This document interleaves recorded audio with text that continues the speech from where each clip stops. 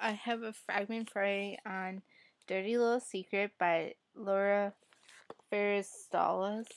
Okay, so I'm reading this book for Mother-Daughter Book Club, and the author is going to be calling in, which is pretty awesome. The Power of My Mother is, like, on the high. We've had, Sarah Ockler call in, and now her. And that's pretty awesome. And I am only, like, 9 pages in. And I had this, like, in a box, and my dog, like, wrecked it. It's, like, ripped, and then this is just crinkled. Oh, this is ripped a little, too. Well, anyway, Deadly Little Secret. Yes. And I think there's, like, Deadly Little Lies, and, I don't remember. Deadly Little Lies, and I don't remember the others in this series. Chapter 1. I could have died 3 months ago. Ever since, things haven't been quite the same for me. It happened on the last day of school.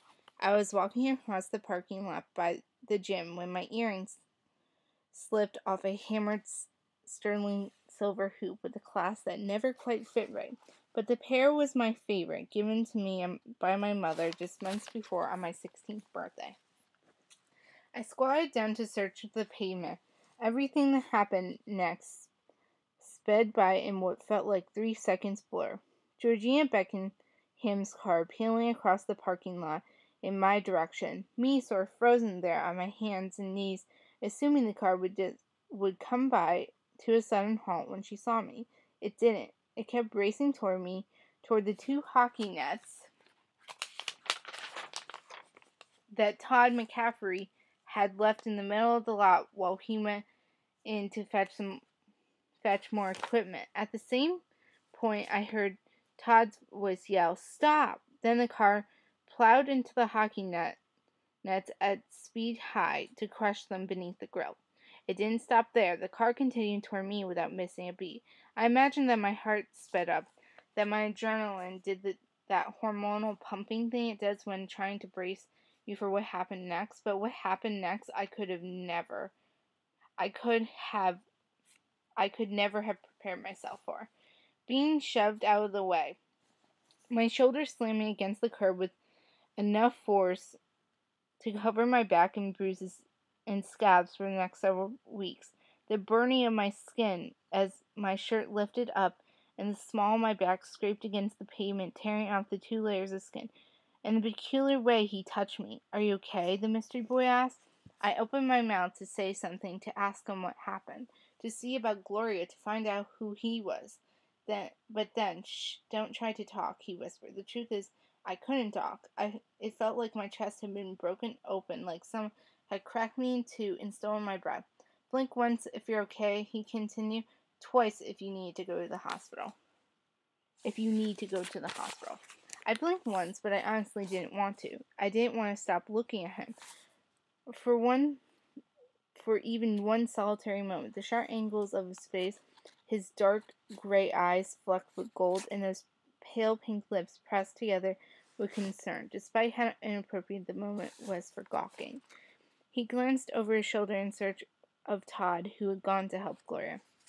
"I called 911, Todd shouted. The boy, probably a year older or 2 than I was, turned his focus back on me. His shoulders, broad and strong under his navy blue t-shirt, hovered right above my chest. "Are you sure you're going to be okay?" His face was so close I could smell his skin, a mixture of sugar and sweat. I nodded and let out a breath, relieved that my lungs were still working. "How's Gloria?" I mouthed. No sound come out. He looked toward her car. It had finally come to a stop halfway up the grassy hill that ran along the side of school. The boy, noticing our closeness, maybe sat back up on his heels and then ran his fingers through his perfectly rumpled dark hair. And then he touched me. His hand rested on my stomach, almost by accident. I think because the gesture seemed to startle him even more than it startled me, he stared up at me with new intensity, his eyes wide and urgent, his lips slightly parted. What is it? I asked, noticing the scar on his forearm, a narrow gash that branched off in two directions, like a broken tree limb. Instead of answering, he pressed his palms hard against me and closed his eyes. His wrist gazed the bare skin right above my navel, where my sweater was still pulled up. It nearly made me lose my breath all over again. A moment later, an ambulance came zooming into a lot, the siren blowing, the lights flashing bright red and white. The boy backed away just like that. He crawled free me, darted over onto his motorcycle, hopped on, revved up the engine, and then sped away. Before I could even ask him his name, before I could thank him for saving my life. So that was a fragment of Deadly Little Secret. It was actually chapter 1. They're really short chapters. Like there's 1, and then 2. This is like the boys part. Then 3, and I think 4 is short too. 3, 4. See, they're like 2 pages each, which they're like 50 chapters, which this book looks awesome, and I can't wait to read it, and I can't wait to book club. So bye guys.